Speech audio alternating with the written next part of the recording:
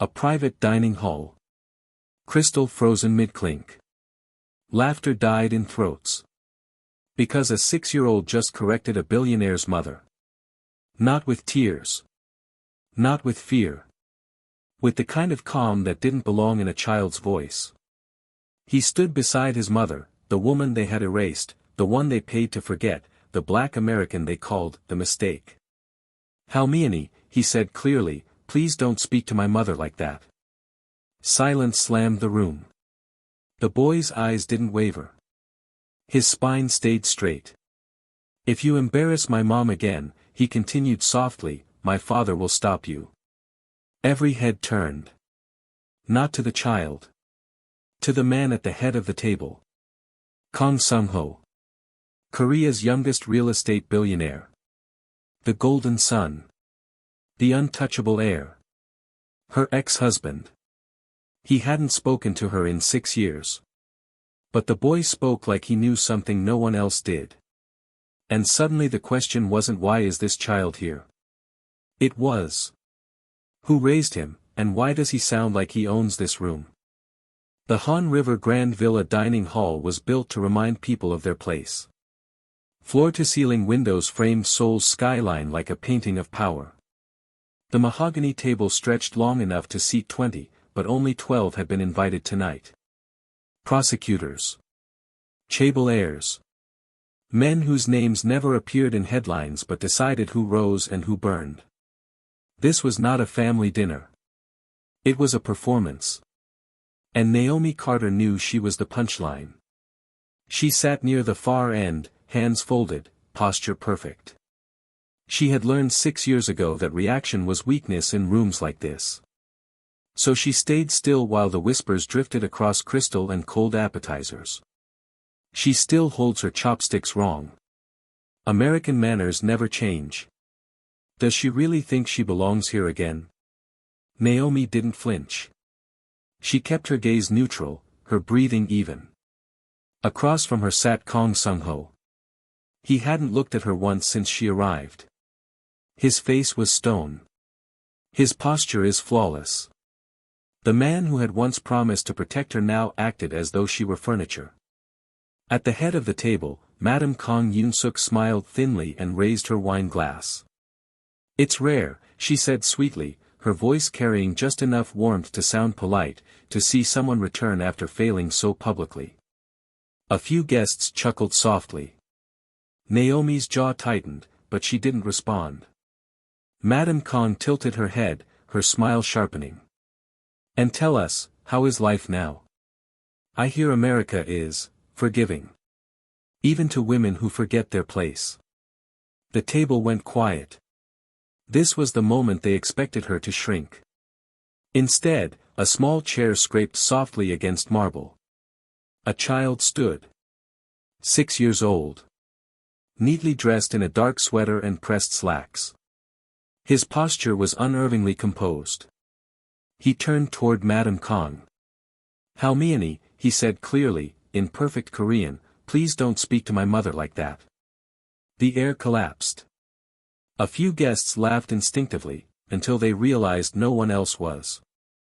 Madame Kang's smile froze. Her fingers tightened around her glass.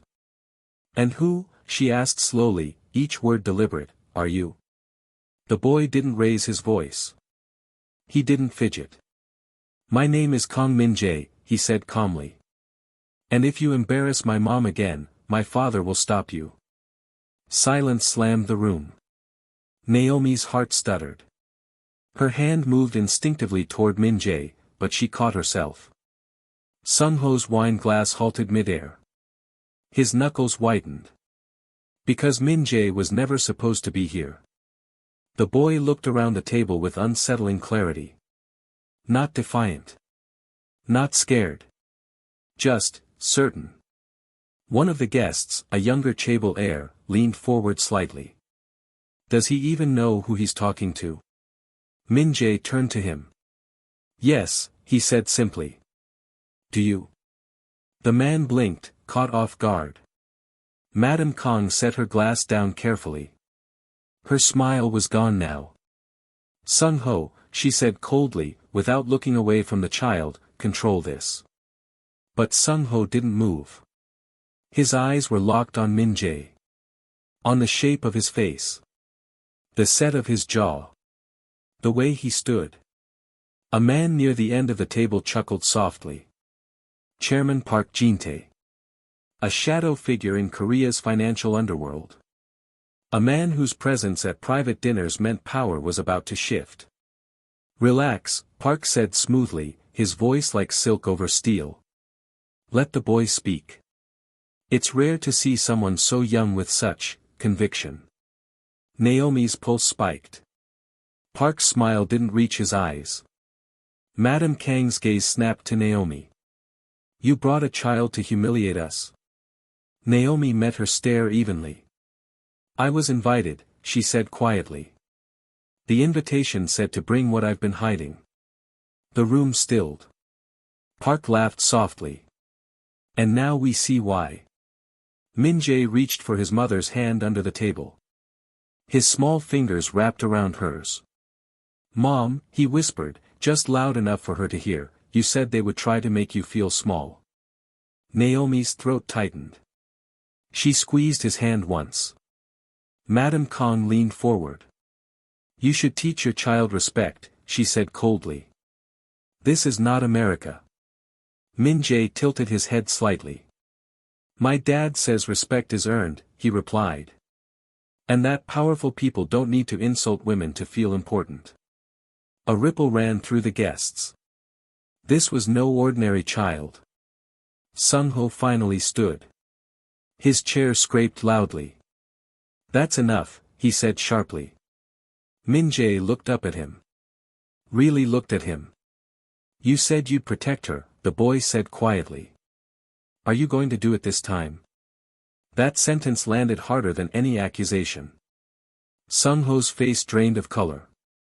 And for the first time in 6 years, Naomi saw something she thought was gone. Shame. 6 years earlier, Naomi Carter had arrived in Seoul with hope and hubris in equal measure. She was 28. Brilliant. Reckless enough to believe love could outmuscle tradition. Kang Sung-ho had met her at a global finance summit in Singapore. He was charming, curious, and disarmingly gentle. An African-American strategist who spoke fluent Mandarin and passable Korean, Naomi had fascinated him. Their courtship had been fast. Intoxicating. Secret. The Kang family opposed the marriage from the start. She doesn't understand our culture. She's too visible. She will weaken the bloodline. Sung-ho had promised protection. He lied. The first insult had been subtle. A comment about her pronunciation. A look was exchanged when she wore the wrong shoes to a temple visit. Then the insults became public.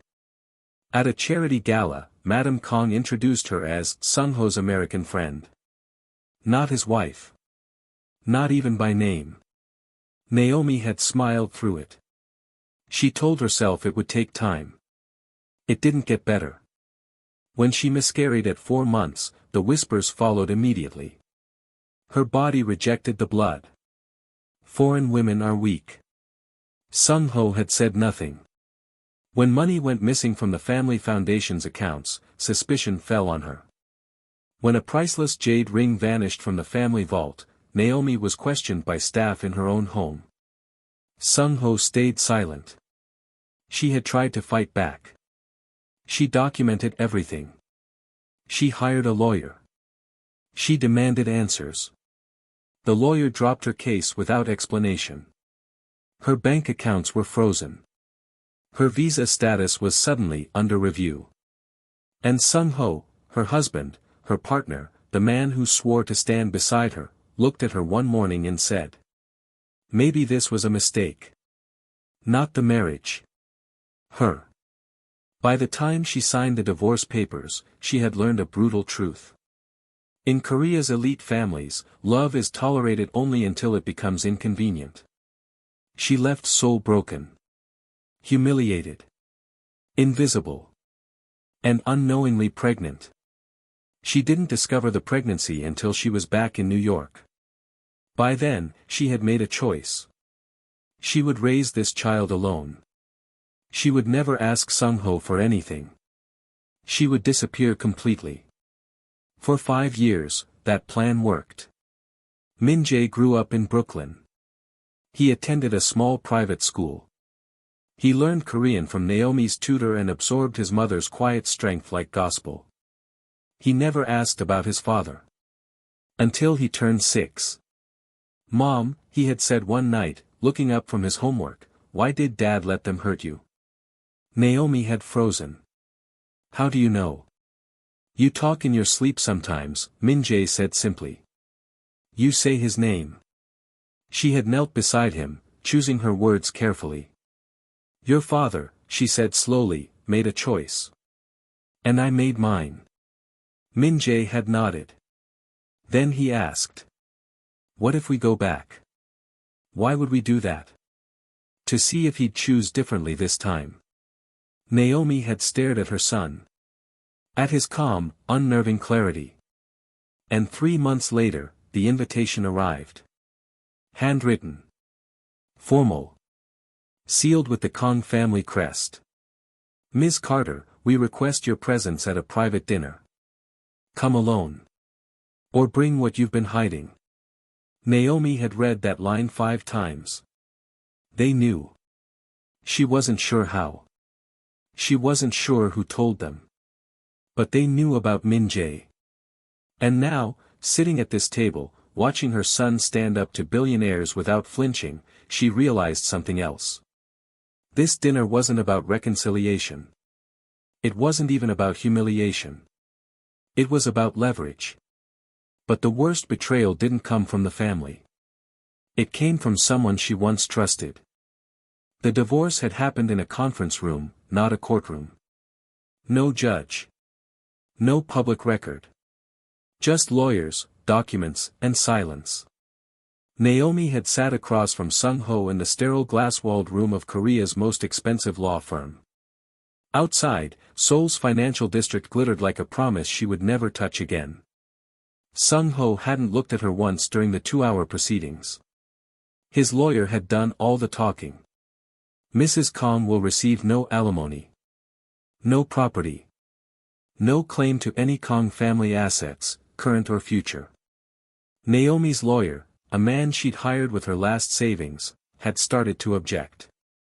"My client was married for 3 years. Under Korean law." Mrs. Kong signed a prenuptial agreement, Sung-ho's lawyer interrupted smoothly. "She waived all financial claims upon dissolution of marriage." Naomi's lawyer had turned to her, confused. "You signed this?" She had. 2 days before the wedding. In a language she barely understood. Sung-ho had held her hand and smiled and said, "It's just a formality. My mother insists." She had trusted him.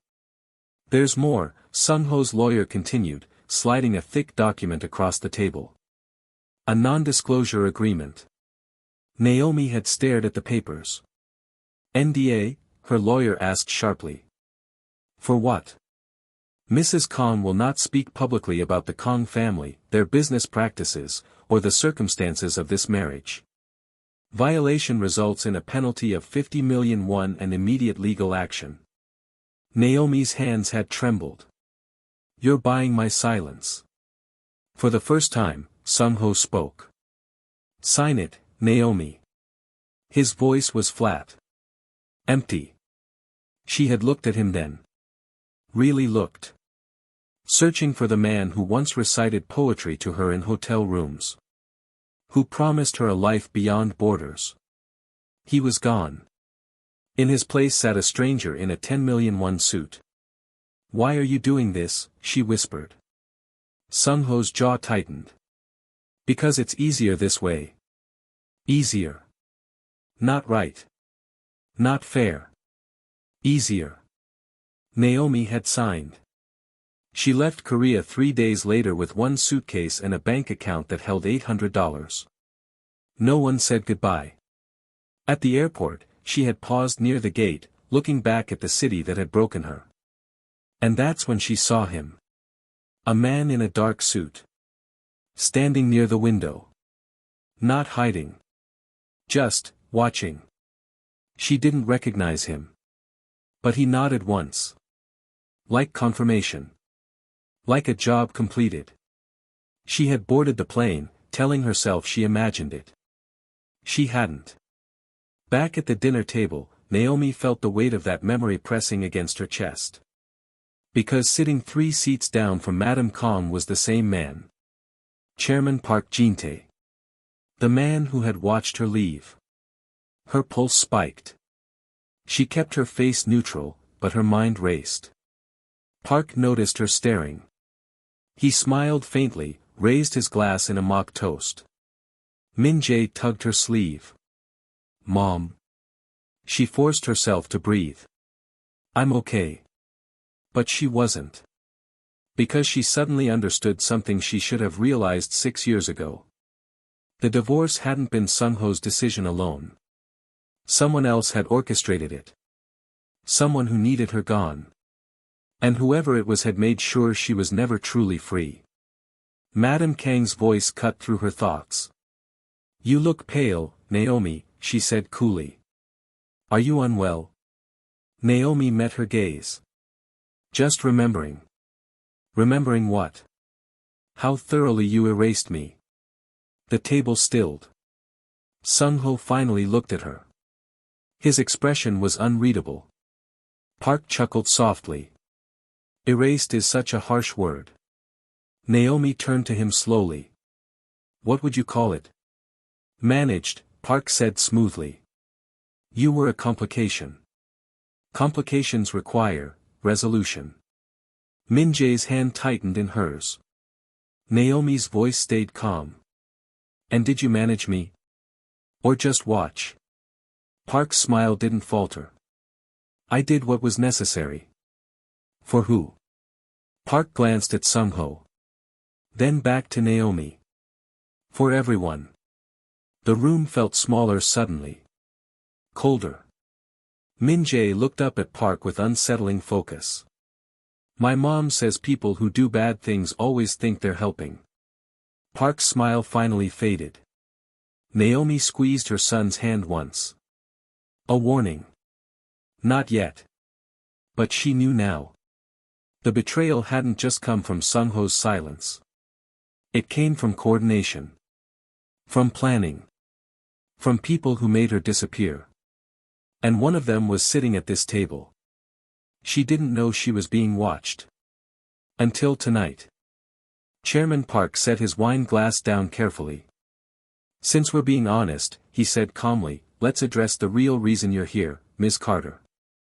Naomi's spine straightened. I was invited. You were summoned, Park corrected. There's a difference. Madame Kong shifted uncomfortably. Chairman Park. No, Park interrupted gently. We've danced around this long enough. He turned to Naomi. When you left Korea 6 years ago, certain parties ensured you were monitored. Not out of cruelty. Out of necessity. Naomi's blood went cold. You tracked me. We tracked the risk, Park said. You were angry. Humiliated.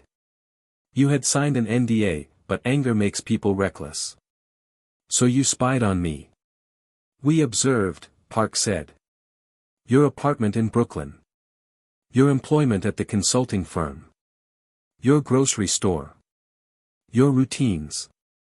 Naomi's breath caught. Min-jae's hand gripped hers tighter.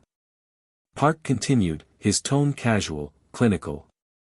And then, approximately 7 months after your departure, you stopped working. You visited a clinic repeatedly. Standard prenatal protocol. The room went silent. Sung-ho stood abruptly. You knew. Park glanced at him. Of course. And you didn't tell me? Park's expression didn't change. You had moved on. The family had moved on. A foreign child from a dissolved marriage was irrelevant. Naomi felt rage coil in her chest, but she forced her voice to stay level. You classified my son. We classified the situation, Park said. And for 5 years, it remained stable. You raised the child quietly. You made no claims. You caused no problems. Then why am I here now? Park smiled faintly. Because situations change. He gestured toward Min-jae. Your son, Park said, is no longer irrelevant. Naomi's heart slammed against her ribs. What does that mean? Park leaned back in his chair.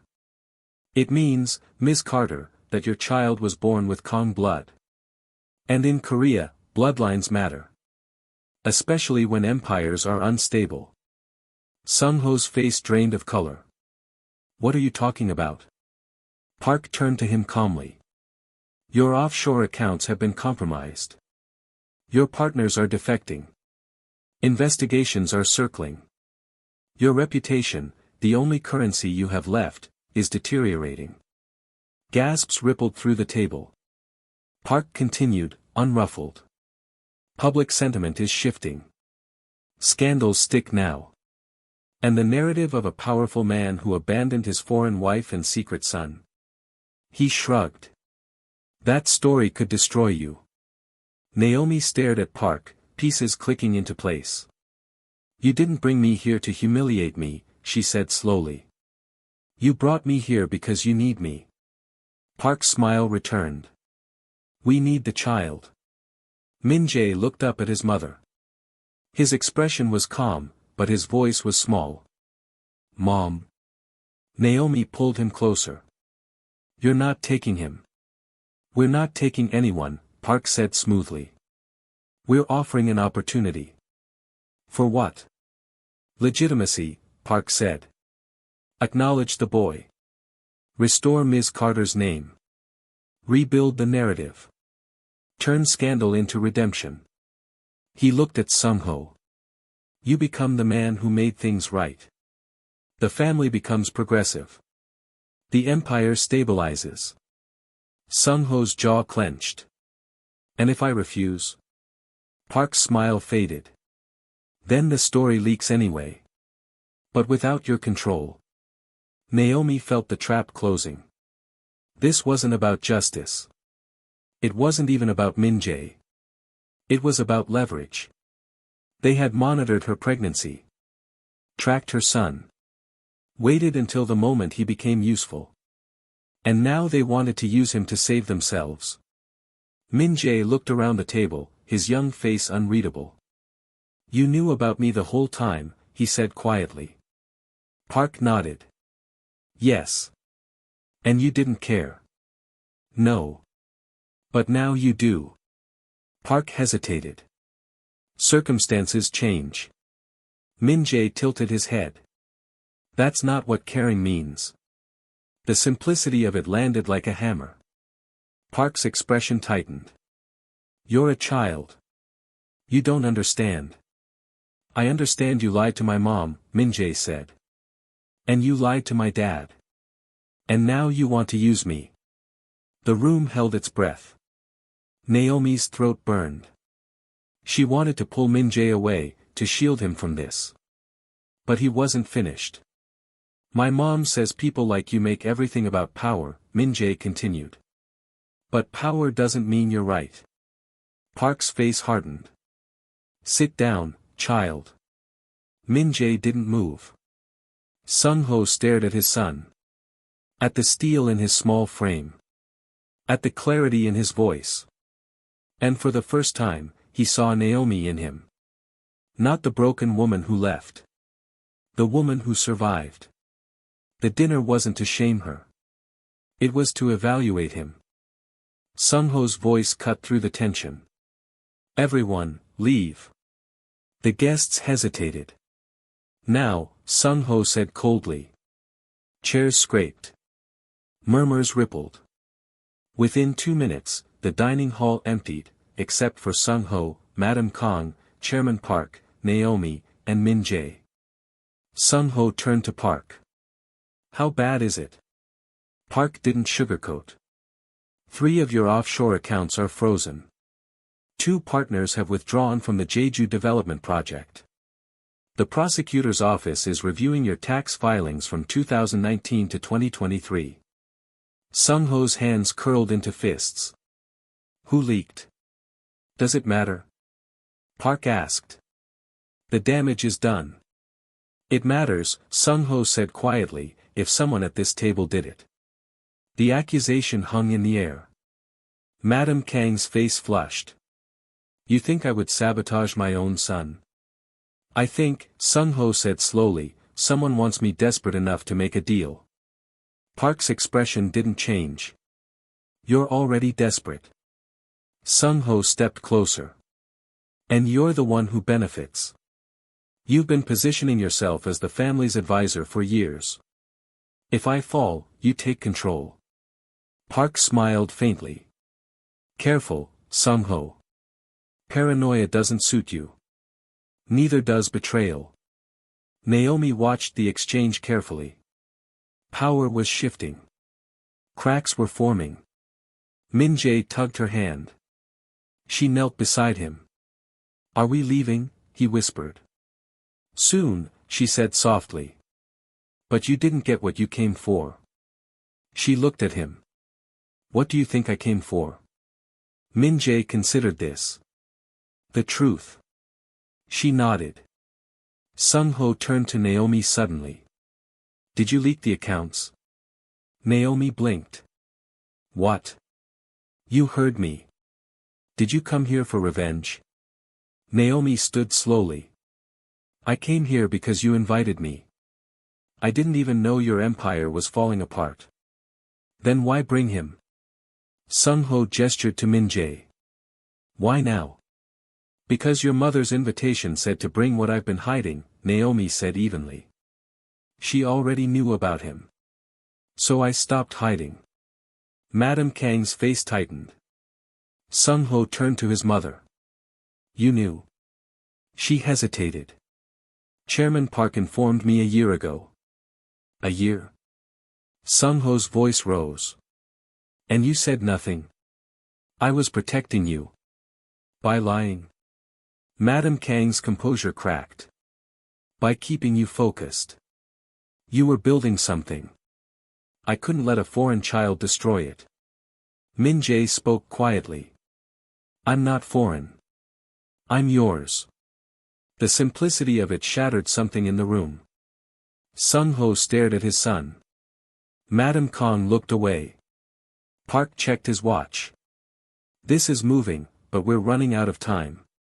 The media narrative needs to shift by tomorrow. So decide. Decide what? Naomi asked. Park looked at her. Whether you're an asset or a liability. Naomi's voice stayed calm. I'm neither. I'm a person.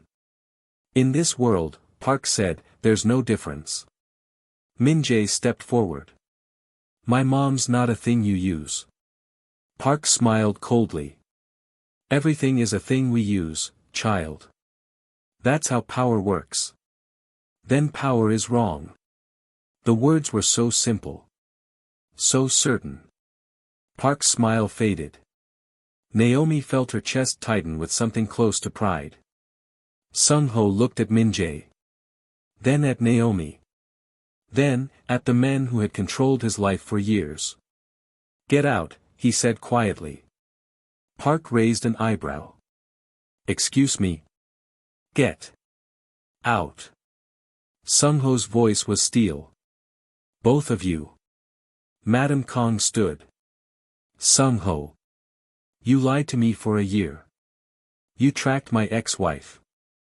You turned my son into a chess piece. He looked at Park. And you think I don't know you leaked the accounts yourself? To force my hand. Park's expression flickered. Just for a second. Sung-ho stepped closer. You wanted me desperate. You wanted me dependent. You wanted control. Park said nothing. But you made a mistake, Sung-ho continued. You brought them here. And now I see what I should have seen 6 years ago. And what's that? Park asked coldly. That I've been surrounded by cowards. The room went silent. Madam Kang's face drained of color. Park stood slowly. You'll regret this. I already do, Sung-ho said. I've regretted it for 6 years. Park left without another word. Madam Kang followed, her composure shattered. The door closed. And for the first time in 6 years, Naomi and Sung-ho were alone. With their son standing between them. But someone at the table wanted blood. And they weren't finished yet. The silence in the dining hall felt fragile. Sung-ho stood with his back to the windows, hands in his pockets, staring at nothing. Naomi stayed near the table, one hand on Min-jae's shoulder. No one spoke for a long moment. Finally, Sung-ho turned. I didn't know about the pregnancy. Naomi's jaw tightened. Would it have mattered? Yes. You didn't fight for me when I was here, Naomi said quietly. Why would a baby change that? Sung-ho flinched. I was weak, Naomi finished. You were weak. He didn't argue. Min-jae looked up at his father. Did you love her? Sung-ho's breath caught. Yes. Then why didn't you protect her? The question was so simple. So devastating. Sung-ho knelt slowly, bringing himself to Min-jae's eye level. Because I was afraid. Of what? Of losing everything, Sung-ho said. My family. My position. My future. Min-jae tilted his head. But you lost her instead. Sung-ho's face crumpled. I know. That was a bad trade. The bluntness of it, childlike and accurate, broke something in Sung-ho's expression. Naomi felt her throat tighten, but she forced her voice to stay steady. We didn't come here for apologies. Sung-ho stood. Then why did you come? Because someone at that dinner knew I was pregnant before I left Korea, Naomi said. And I want to know who. Sung-ho frowned. What do you mean? Naomi pulled a folded envelope from her purse. She placed it on the table. 2 weeks before I signed the divorce papers, she said, I received this. Sung-ho opened it. Inside was a single handwritten note on expensive stationery. Leave quietly. Or the world will know what you tried to steal. No signature. No date. Sung-ho's face darkened. Who sent this? I don't know, Naomi said. But it arrived at my apartment. Not the house. My private apartment that only 3 people knew about. Sung-ho looked up sharply. Who? You. Your assistant. And your cousin. The air in the room shifted. Sung-ho's expression turned cold. Ji-hoon. Naomi nodded. He helped me find the apartment. He said it would give me space when things got hard. Sung-ho's hands curled into fists. He visited you. A few times, Naomi said. He was kind. He listened. He told me he understood what it was like to be an outsider in the family. Sung-ho's jaw clenched. What else? Naomi hesitated. He asked questions. About the family finances. About your business deals. I thought he was just making conversation. He was gathering information, Sung-ho said quietly. For what? For leverage, Sung-ho said. Ji-hoon's been trying to position himself as my successor for years. But he couldn't make a move while I was stable. Naomi felt the pieces clicking into place. So he destabilized you. By making you the scandal, Sung-ho said. If you stayed, you were a liability. If you left quietly, you were proof I couldn't control my own household. Either way, I looked weak. Min-jae spoke up. Where is he now? Sung-ho pulled out his phone. He scrolled briefly, then showed Naomi a photo. Her blood went cold. The photo showed Chairman Park and a younger man, sharp suit, cold smile, standing together at a corporate event. Kang Ji-hoon. He's been working with Park for 3 years, Sung-ho said. I thought he was networking. Building connections. He was building a coup, Naomi said. Sung-ho nodded slowly. The leaked accounts.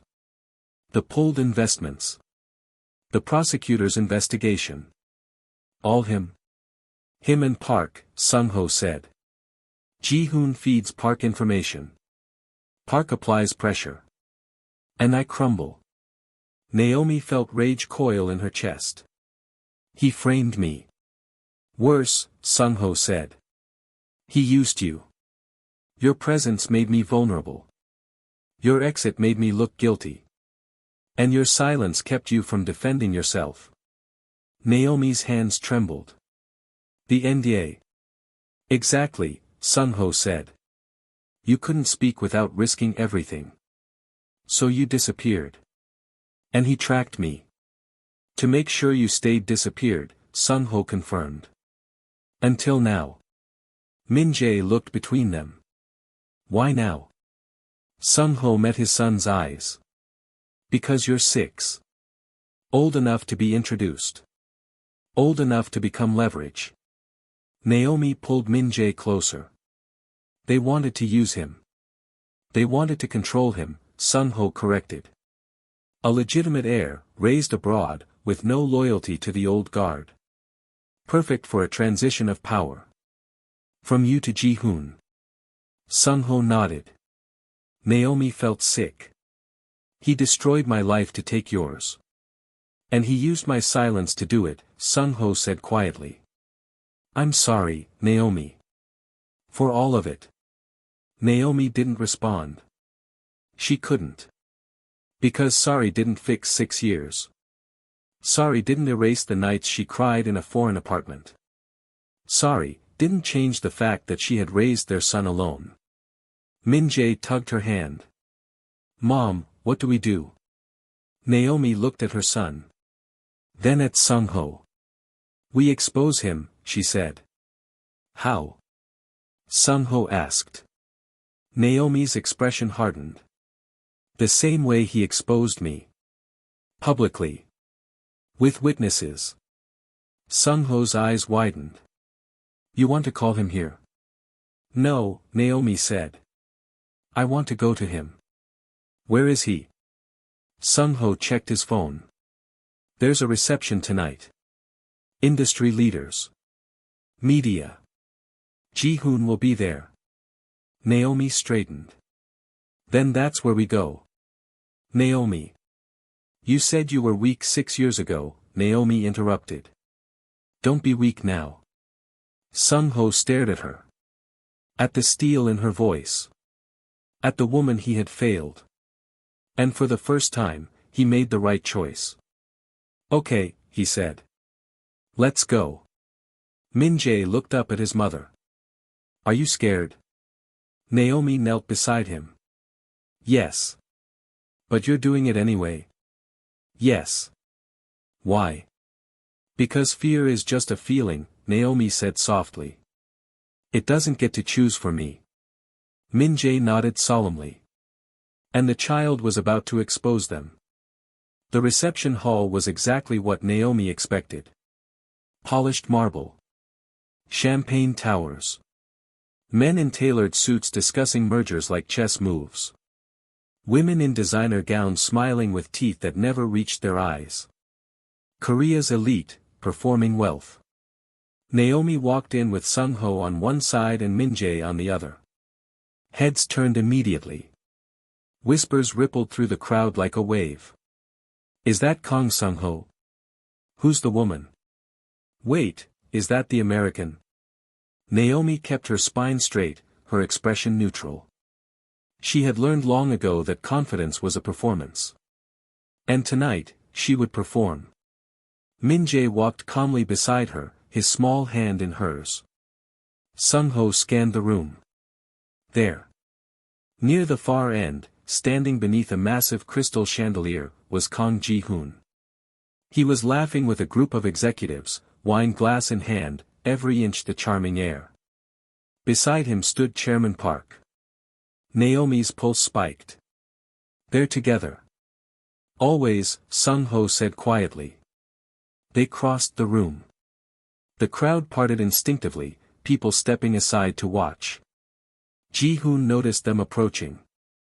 His smile faltered for just a second. Then it returned, wider. Colder. "Cousin," he said warmly. "What a surprise." Sung-ho didn't smile. "We need to talk." "Of course," Ji-hoon said smoothly. His eyes flicked to Naomi. "And you brought a guest. How nostalgic." Naomi met his gaze evenly. "Hello, Ji-hoon." "Naomi," he said, mock warmth dripping from the word. "It's been years. You look well. America must agree with you." "It does," Naomi said. "It's honest." Ji-hoon's smile tightened. Honest. What a curious word choice. Min-jae stepped forward. Ji-hoon looked down, noticing the child for the first time. "And who is this?" "My son," Naomi said. Ji-hoon's expression flickered. "I wasn't aware you had remarried." "I didn't," Naomi said. Silence dropped like a stone. Ji-hoon looked at Sung-ho. Then at Min-jae. Then back to Naomi. "I see," he said slowly. Chairman Park stepped forward. "Perhaps this conversation should happen privately." "No," Sung-ho said. "It should happen here." Park's expression hardened. "Sung-ho. You tracked my ex-wife," Sung-ho said loudly enough for nearby guests to hear. "You monitored her pregnancy. You classified my son as an asset." Gasps rippled through the crowd. Phones came out. People leaned closer.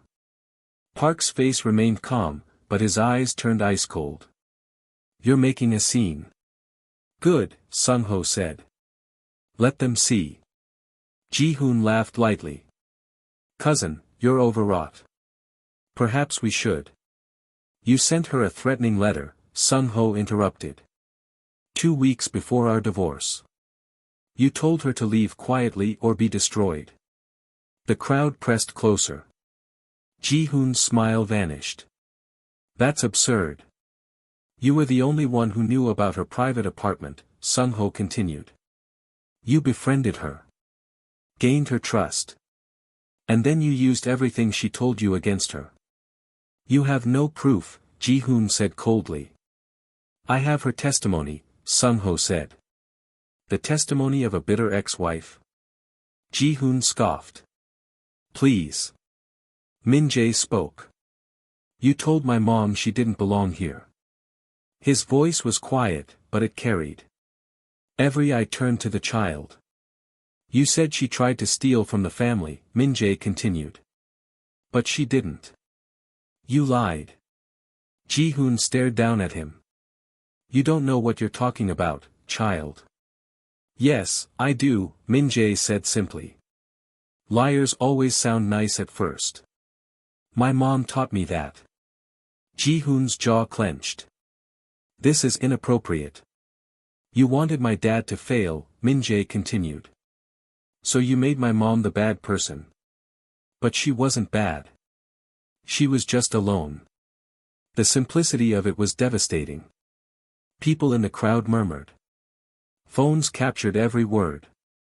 Naomi's throat tightened. She hadn't expected this. Min-jae looked up at Ji-hoon with unsettling clarity. "My mom says people like you hurt others because you're scared of being small," he said. "Are you scared?" Ji-hoon's face flushed. "That's enough. You should apologize," Min-jae said. "I will not be lectured by a child." "Then apologize to my mom," Min-jae said, his voice firm. "She didn't do anything wrong. You did." The room held its breath. Naomi felt tears prick her eyes, but she didn't let them fall. Sung-ho stepped beside his son. "He's right." Ji-hoon's expression twisted with rage. "You're both pathetic. Clinging to a woman who embarrassed this family. The only embarrassment, Sung-ho said quietly, is me. For not protecting her. For not standing up to you. For not being the man she deserved. He looked at Naomi. I was weak, he said. And I let them break you. I'm sorry. Naomi's chest tightened. Sung-ho turned back to Ji-hoon. But I'm not weak anymore.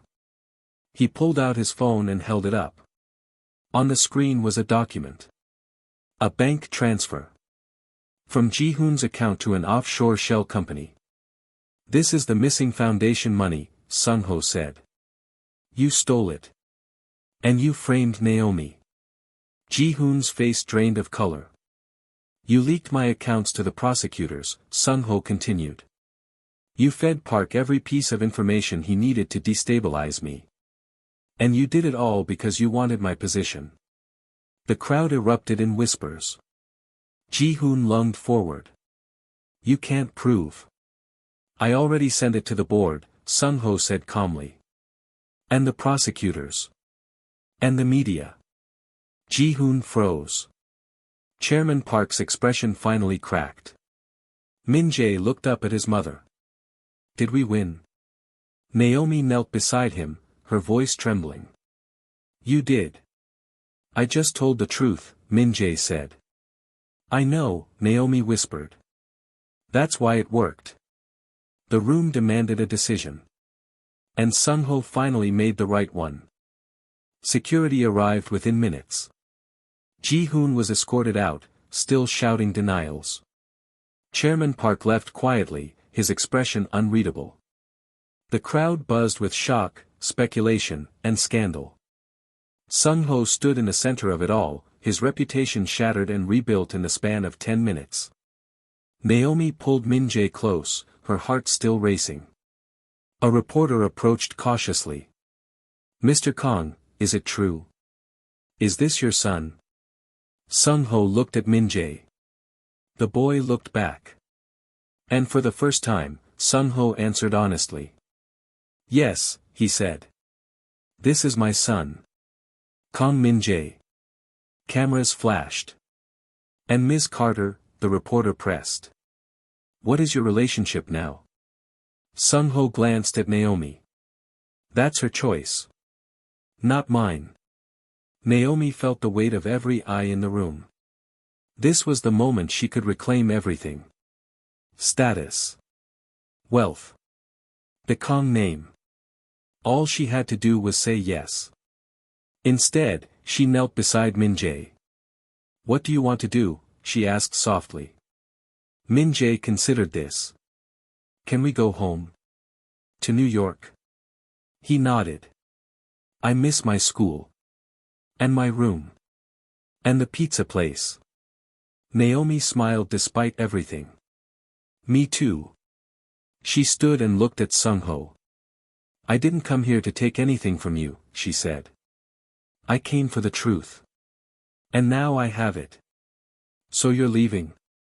Sung-ho asked quietly. Yes. What about Min-jae? Naomi's expression hardened. What about him? He's my son, Sung-ho said. I want to know him. You had 6 years. I didn't know. You didn't ask, Naomi corrected. You assumed I was gone. That I was irrelevant. That I would disappear. Sung-ho flinched. But I didn't disappear, Naomi continued. I raised our son. I taught him to be kind. To be honest. To stand up for people who can't stand up for themselves. She looked at Min-jae. He's everything you should have been, she said softly. Sung-ho's face crumpled. I know. Naomi felt the anger drain from her body, leaving only exhaustion. If you want to know him, she said, you'll do it on his terms. Not yours. Not your family's. His. What does that mean? Naomi looked at Min-jae. Do you want to see your dad sometimes? Min-jae thought about it. Will he be nice to you? I'll try, Sung-ho said hoarsely. Trying isn't enough, Min-jae said. You have to actually do it. Sung-ho knelt. You're right. I will. And you can't lie anymore. I won't. And you can't let people hurt my mom. Never again, Sung-ho said. I promise. Min-jae studied his father's face. Okay. You can visit. But mom gets to say when. Sung-ho looked at Naomi. Is that acceptable? Naomi felt something shift in her chest. Not forgiveness. Not reconciliation. Boundary. Yes, she said. But you'll earn his trust. Not by it. I understand. And if you hurt him, Naomi said quietly, I'll make sure the whole world knows what kind of father you really are. Sung-ho nodded. I believe you. A woman approached from the side, older, elegant, sharp-eyed. Mr. Kong, she said. I'm with the Financial Times. May I ask you a question? Sung-ho straightened. Go ahead. This scandal with your cousin, it will damage your reputation significantly. Some are already calling for your resignation. What do you plan to do? Sung-ho was quiet for a long moment. Then he looked at Min-jae. I'm going to rebuild, he said. Not the empire. Myself. And the Kong group. Will survive or it won't, Sung-ho said. But my son will know I chose him. Finally. The reporter blinked, surprised. That's quite a statement. It's the only one that matters, Sung-ho said. She nodded and walked away. Naomi felt exhaustion settle into her bones. We're leaving, she said. Sung-ho didn't argue. When? Tonight. Can I drive you to the airport? Naomi hesitated. Then nodded. Okay. They walked through the crowd together. Cameras flashed. Whispers followed. But Naomi didn't care anymore. She had come for the truth. She was leaving with her son and her dignity. Everything else was noise. Outside, the Seoul night was cold and clear. Min-jae held both their hands. Mom. Yes.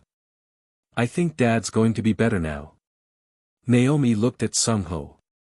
At the exhaustion in his eyes. At the weight he was finally willing to carry. Maybe, she said softly. But you don't have to forgive him, Min-jae added.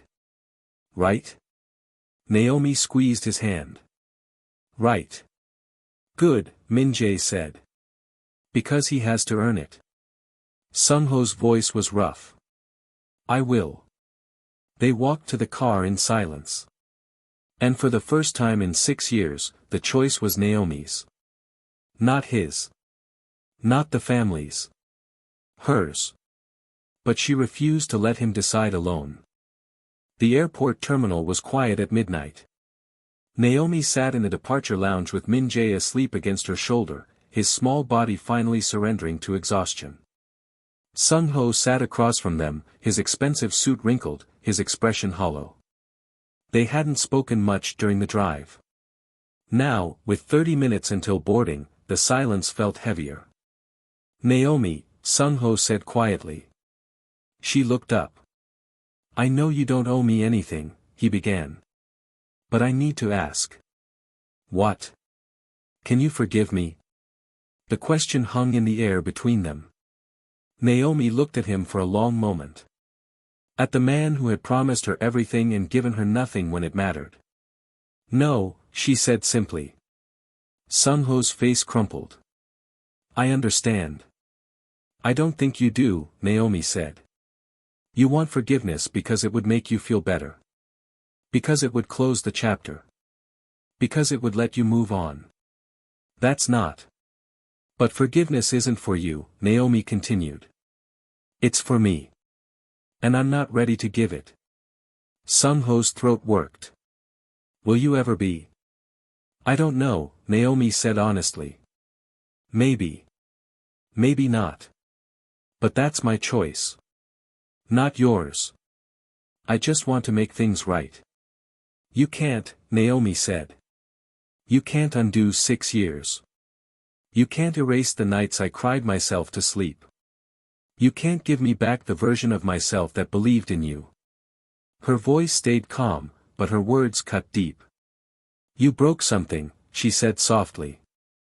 And some things don't get fixed. They just survived. Sung-ho looked down at his hands. So what do I do? You're better, Naomi said. Not for me. For him. She gestured to Min-jae. He's watching you, Naomi continued. He's learning what kind of man you are. And right now, he's giving you a chance you don't deserve. I know. So don't waste it, Naomi said. Don't make promises you can't keep. Don't disappear when things get hard. Don't choose your reputation over his well-being. I won't. Prove it, Naomi said. Not with words. With years. Sung-ho nodded slowly. The gate agent called for boarding. Naomi gently shook Min-jae awake. Time to go, baby. Min-jae blinked sleepily. He looked at Sung-ho. Are you coming? No, Sung-ho said. Not this time. When will I see you again?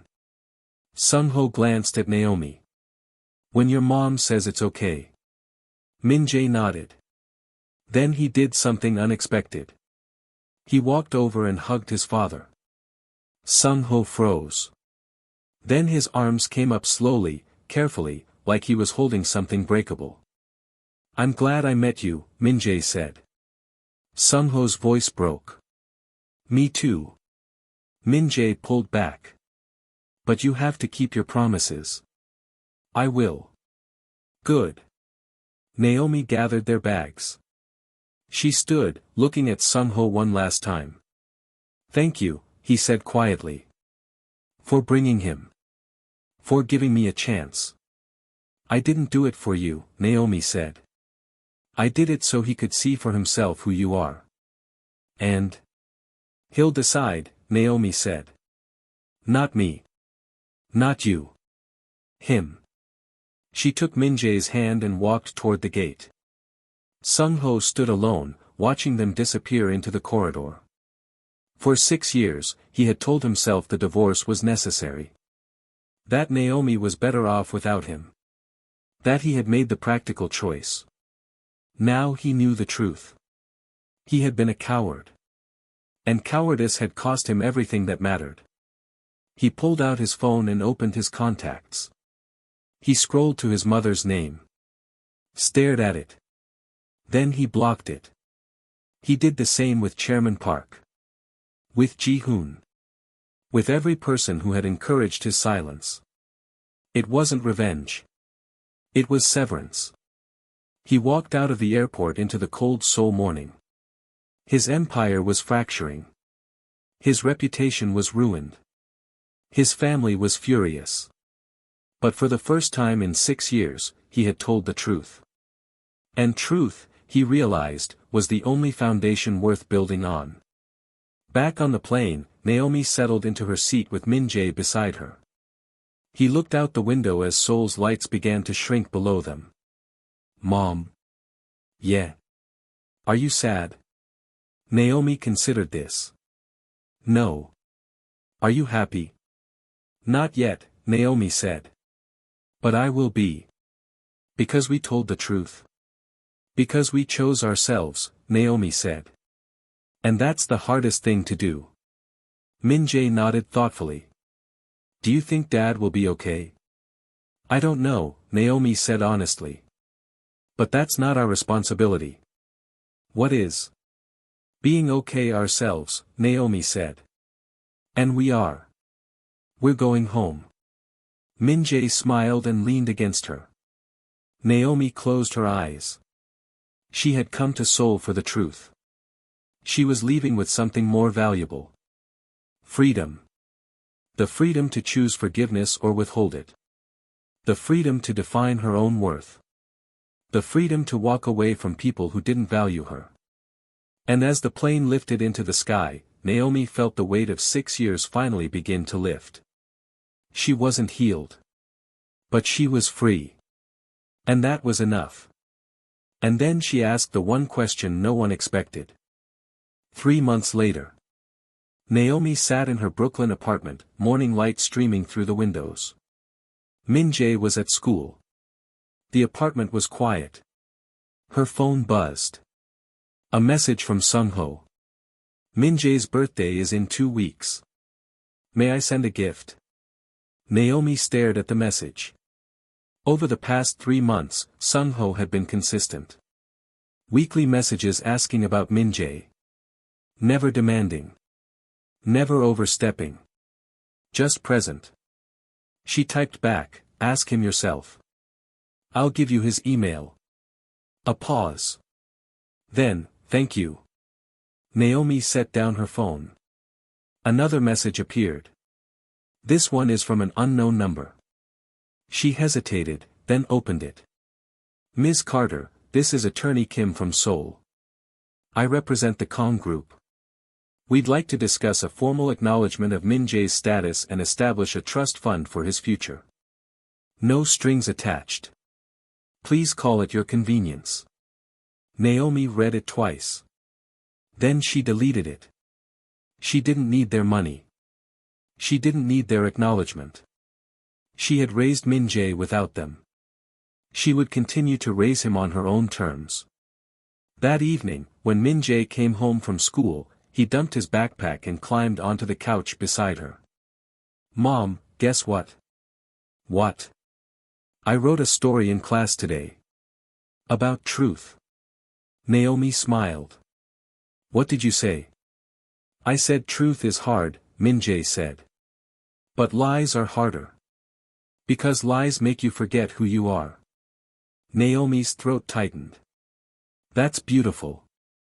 Ms. Johnson said it was very mature, Min-jae added proudly. It is.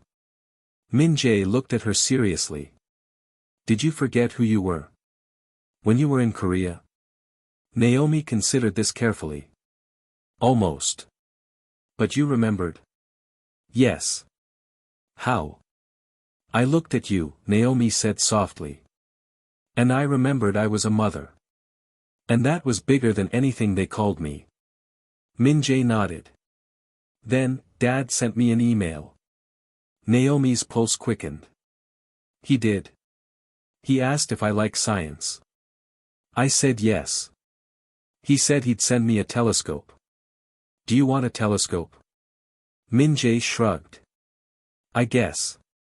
But I told him I'd rather he just call sometimes. To talk. Naomi felt her chest tighten. What did he say? He said okay. And that he was sorry for not calling sooner. Min-jae paused. Is it okay that I talk to him? Of course, Naomi said. He's your dad. You get to decide what kind of relationship you want with him. What kind do you want? None, Naomi said honestly. But that's my choice. Not yours. Min-jae thought about this. I think I want a dad. But not the one he was. The one he's trying to be. That's fair, Naomi said. Are you sure you're okay with it? Naomi pulled him close. I'm sure. Because you're not me. And he didn't hurt you the way he hurt me. You get to start fresh. Min-jae hugged her tightly. I love you, Mom. I love you too, baby. They sat like that for a while, the Brooklyn afternoon fading into evening. 6 months later. Naomi stood in front of a conference room filled with executives. She had spent the past months rebuilding her career, taking on consulting projects, slowly regaining the confidence that Korea had stripped from her. Today, she was pitching a new client. A major one. She finished her presentation. The room was silent. Then the CEO leaned forward. Ms. Carter, that was exceptional. When can you start? Naomi smiled. Next week. After the meeting, she walked out into the Manhattan sunshine and called Min-jae. How'd it go? He asked. I got it. Yes. Min-jae cheered. I knew you would. How was school? Good. Dad called during lunch. Naomi's steps slowed. He did? Yeah. He told me about a new building project. It's boring, but he sounded happy. And he asked about you. What did you tell him? That you're amazing, Min-jae said simply. Because you are. Naomi's eyes burned. Thank you, baby. Mom. Yeah. I'm proud of you. Naomi stopped walking. People flowed around her on the busy sidewalk. I'm proud of you, too, she whispered. 1 year later. Naomi stood in the same Seoul airport, but this time on her terms. Min-jae was with her. So was her mother, who had flown in from Chicago. They were here for a conference. Naomi was speaking about international business strategy and cultural integration. She had been invited. Well compensated. Respected. Sung-ho had asked to meet Min-jae for dinner. Naomi had agreed. As they walked through the terminal, Min-jae looked up. Are you nervous? A little, Naomi admitted. Why? You're the strongest person I know. Naomi smiled. Strength doesn't mean you stop being nervous. It means you do it anyway. Like that dinner? Exactly like that dinner. They collected their bags and headed toward the exit. And there, waiting by the car, was Sung-ho. He looked different. Older. Calmer. Less polished. More real. He smiled tentatively at Min-jae. Hey. Hi, Dad. The word still sounded new. But genuine. Sung-ho looked at Naomi. Thank you for coming. I'm here for work, Naomi said. Not for you. I know, Sung-ho said. But thank you anyway. Naomi nodded. Min-jae looked between them. Can we get food? I'm starving. Sung-ho laughed. Yes. Let's go. As they walked to the car, Naomi's mother leaned close. You okay? Yeah, Naomi said. I really am. Because she had come to Seoul a year ago broken and desperate. She was returning whole. Not because Sung-ho had changed. Not because the Kang family had apologized. But because she had chosen herself. She had chosen truth over silence. Dignity over acceptance. Freedom over forgiveness. And in doing so, she had taught her son the most important lesson. You don't need to become cruel to survive cruelty. You just need to remember who you are. And never let anyone take that away. They left Seoul 3 days later. Min-jae talked about his dad the whole flight home. Naomi listened, smiled, and felt at peace. She had walked back into the place that broke her. And she had walked out stronger. That was the real victory. Not revenge. Not reconciliation. Just the quiet, unshakable knowledge that she was enough. She always had been.